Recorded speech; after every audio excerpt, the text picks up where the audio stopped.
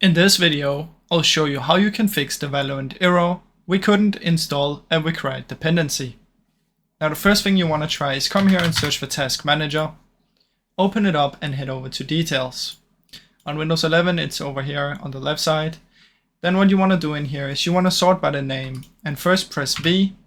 Look if you have the Valorant open. If you do, just end the task and then press R and look for Riot Client, and then you want to end the task for the Riot clients as well.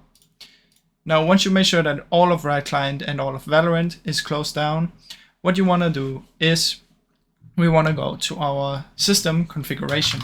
So search for system configuration. Once this is open, you want to head to services, hide all Microsoft services, scroll down until you find VGC and make sure this one is ticked. Now when this is ticked, you can just close it down. And then what you want to do is you want to search for services, open up services, and in here we want to search for the exact same. So just click anywhere and press V, find VGC, double click, make sure it's on automatic, and make sure you press start. Just wait for this one to load a little bit. And once this is on automatic and it is started, what we can do is we can simply restart our PC. Now if you restart the PC and it still doesn't work, what I suggest you do is you simply uninstall Valorant and then try and reinstall it. So go to Apps and Features and search for Valorant, click uninstall and then reinstall it.